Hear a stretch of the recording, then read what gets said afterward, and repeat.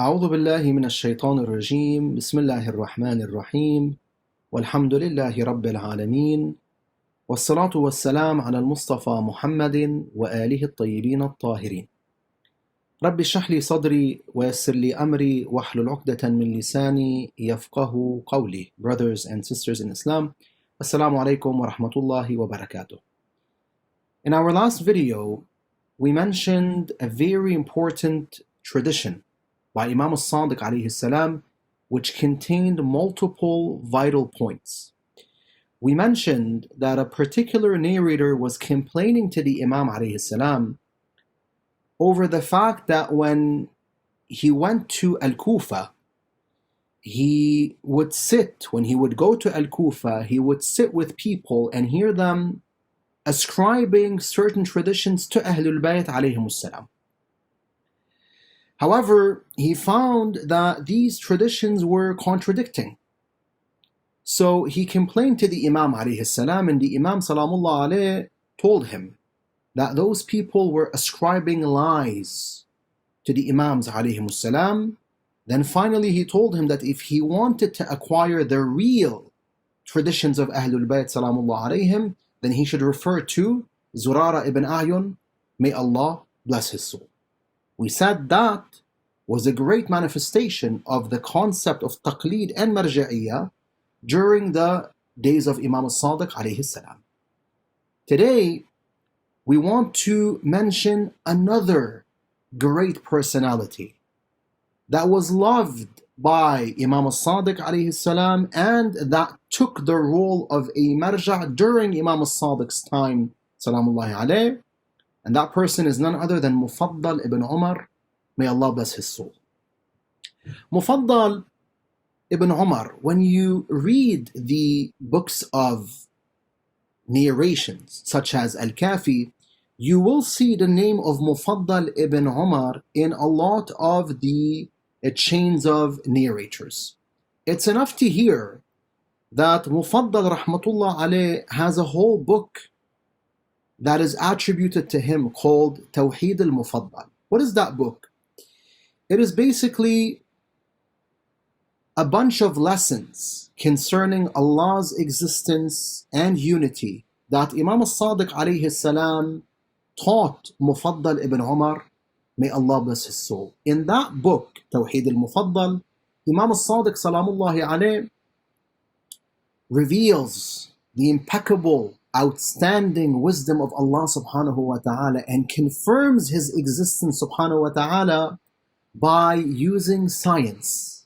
Yes, Imam As-Sadiq salamullah alayh uses science and uses the creations of Allah, creations in the sky, creations in the earth, human beings, animals, and other creations to reveal Allah's impeccable wisdom and to confirm the existence of the Creator. Today, inshallah, we want to mention two beautiful traditions regarding Al-Mufaddal bin Umar. The first one is in the book Al-Ikhtisas for Shaykh al-Mufid, may Allah bless his soul. Shaykh al-Mufid mentions a chain of narrators going back to a man called Abdullah ibn al-Fadl al-Hashimi. Abdullah says what? He says, كنت عند الصادق جعفر بن محمد عليهما السلام إذ دخل المفضل بن عمر. He says, I was with Imam As-Sadiq alayhi salam when Mufaddal bin Umar entered. He entered upon the Imam. What happened to the Imam? Listen carefully. فَلَمَّا بَصُرَ بِهِ ضَحِكَ إِلَيْهِ. When the Imam saw him, he laughed and he smiled. When he saw Mufaddal, he laughed and he smiled at Mufaddal, which meant that the presence of Mufaddal rahmatullah alayh caused Imam As-Sadiq salamullah alayh to rejoice. Then he said, إِلَيَّ يَا مُفَضَّل. Come to me, O Mufaddal. فَوَرَبِّي إِنِّي لَأُحِبُّكَ وَأُحِبُّ مَنْ يُحِبُّكَ. He said, come to me, O Mufaddal, for I swear by my Lord that I love you and I love those who love you. Allahu Akbar. Look at this impeccable word. He tells him, I love you. Do you know what that word means? Do you know what it means when Ja'far As-Sadiq alayhi salatu wasalam tells you, I love you, it means Allah subhanahu wa ta'ala loves you. Ahlul Bayt love you. The angels of God love you. And all the creations who are righteous and who worship Allah subhanahu wa ta'ala love you. Not only does he tell him, I love you, he tells him, I love those who love you. So if you love Mufadal bin Umar, you will be loved by Imam al-Sadiq, salawatullahi alayh. That shows you the impeccable position this man had in the eyes of Imam al-Sadiq alayhi salam. Here, a question comes to mind. A question comes to mind, and that is, what happens to Imam al-Mahdi, ajallahu ta'ala farajah, when he reads my name? This question should be asked by each one of us.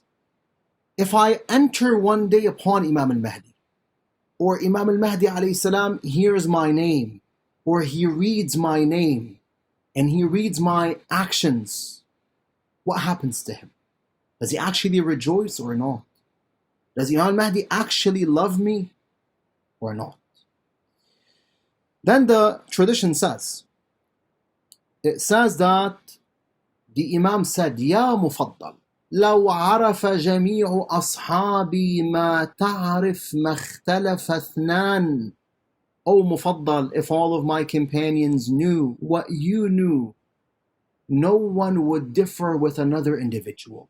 As in, all of humanity would be united, all people would be united under one banner, and that would be the banner of Ahlul Bayt alayhimus salam. One of our greatest problems today is that we have different opinions regarding faith. We have plenty of contradicting opinions regarding religions, sects, etc.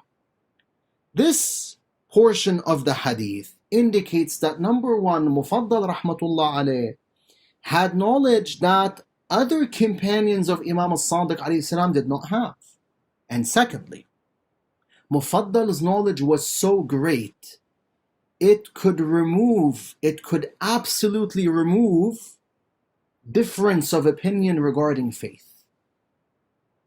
It seems that Mufaddal rahmatullah alayh was somewhat embarrassed or shy from the Imam when he heard these words. So he told him, Ya ibn Rasulillah, لقد حسبت أن أكون قد أنزلت فوق منزلتي. He told him, O grandson of Allah's Messenger, I assume that I've been placed in a position that I don't deserve. As in, O Imam, I assume that you've placed me in a position higher than my actual position. What did the Imam say? فقال عليه السلام بل أنزلت المنزل التي أنزلك الله بها.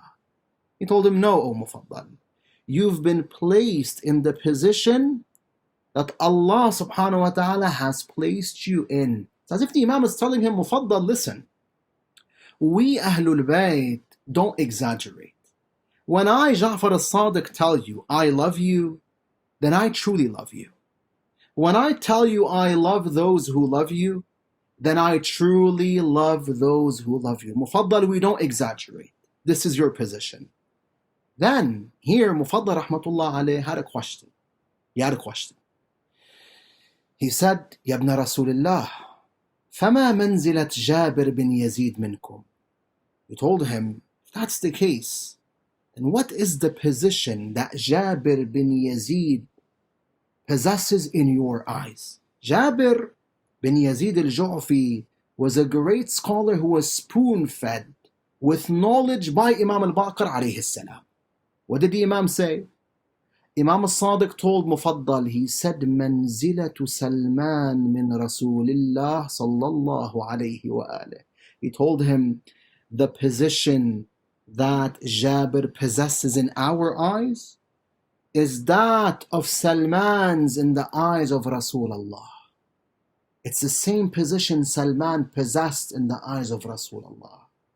Allahu Akbar. This means Jabir was kind of the second Salman, rahmatullah alayhima.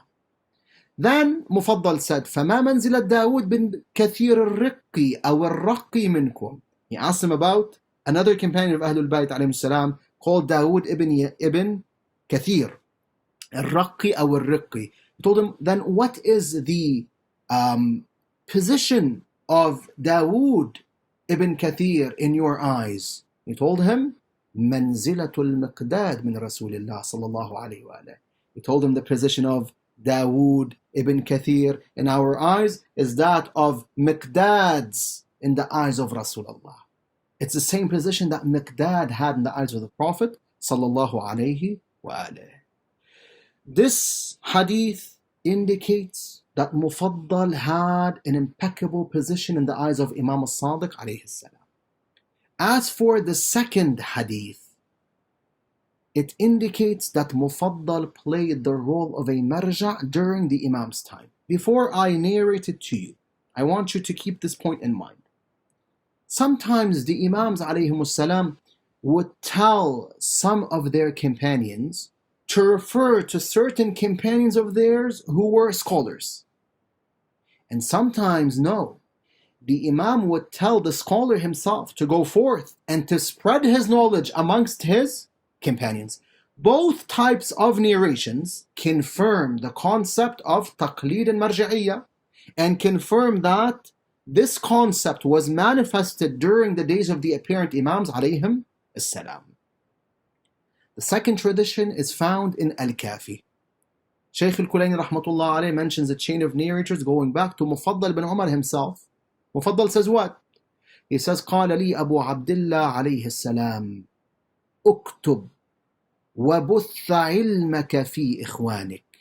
He told Mufadal, write, O Mufadal. Write what? When he says write, it means write what you know. Write the traditions of Ahlul Bayt alayhimus salam, and on top of doing that, spread your knowledge amongst your brothers. Realize? He tells him, Mufaddal, I want you to spread your knowledge amongst your brothers, amongst the believers. Although the Imam is present alayhi salam, and the Imam obviously was taking that role, but on top of that, he wants Mufaddal to take that role. Is that anything but marja'iyya? Isn't Mufaddal taking the role of a marja' and teaching people their faith? Then he said, فَإِن مِتَّ فَأَوْرِثْ كُتُبَكَ بَنِيكَ. He told him, once you die, make sure that your books are transferred to your sons, that your sons inherit your books. What this means is that the Imam is telling him, preserve your books. Don't give your books away so long that you're alive. Thus, if you do so, once you die, your books will be transferred to your sons and they will own your books as a form of inheritance. Why does the Imam ﷺ want the books of Mufaddal to be transferred to his sons? So that his sons transfer those books to the next generation. And so that the next generation transfers the books to the upcoming generation, so on and so forth. In short, the Imam ﷺ wants those books which contain the knowledge of Ahlul Bayt ﷺ to be preserved and to be passed from one generation to another so that people may be guided, especially during the era of occultation. This hadith, as you understand, this hadith indicates that Imam al-Sadiq alayhi salam was helping his followers be prepared for the occultation of the 12th Imam. May Allah hasten his reappearance. The Imam said the following: فَأَوْرِثْ كُتُبَكَ بَنِيكَ فَإِنَّهُ يَأْتِي عَلَى النَّاسِ زَمَانٌ هَرْجٌ لَا يَأْنَسُونَ فِيهِ إِلَّا بِكُتُبِهِمْ. He mentioned why he wanted Mufaddal rahmatullah alayh to pass these books down to his sons. Why did he want his sons to inherit his books? Why does he want Mufaddal to write down his knowledge? He told him, surely there will be a time of turbulence, a time of conflict, a time of bloodshed, where people will be getting killed, scholars will be getting killed, a time of misguidance. All these meanings are contained in the word harj. Harj. So he tells him, يأتي على الناس زمان هرج. People will be afflicted with an era of turbulence, conflict, and misguidance. And in that era, what will happen? He says people will only find comfort in their books. As in, the Shi'as, the followers of Ahlul Bayt alayhim as-salatu was-salam, will only be comforted when they actually read these books which contain the traditions of Ahlul Bayt, because they will find what they are in need of. They will find what will quench their spiritual thirst. They will find guidance in those books. Here, one might misuse this part of the tradition to say, look at the Imam. The Imam alayhi salam himself is telling us to go to the books. He's not mentioning scholars. Well, we can't forget that we have tons of traditions telling us to refer to the scholars.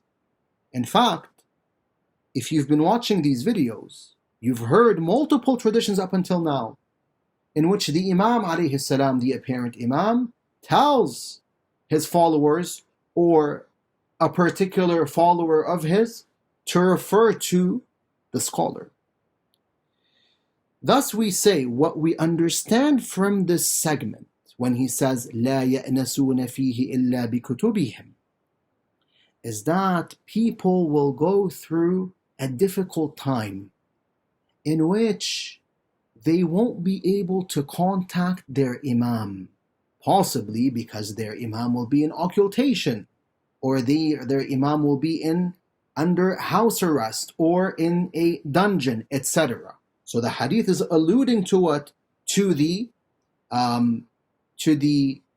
certain eras in which the apparent Imams lived, alayhim salam, and also to the era of occultation.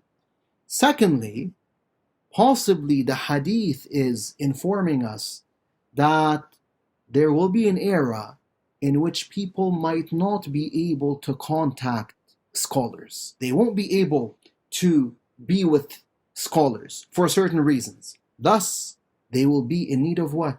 They will be in need of the books which contain the knowledge of Ahlul Bayt alayhim as-salam. In short, the last segment in this hadith does not indicate that one should refer to the book and forget the scholar. For if we connect the ahadith of Ahlul Bayt together, we'll understand that Ahlul Bayt want us to uphold two types of relationships. A relationship with the books of hadith, the books that contain their words, and a relationship with the scholars. The scholars of who? Scholars who were spoon-fed with knowledge by Ahlul Bayt, meaning the scholars of Ahlul Bayt, alayhim as-salam. Walhamdulillahi Rabbil Alameen, wa sallallahu ala al-Mustafa Muhammadin wa alihi at-tayyibin at-tahirin.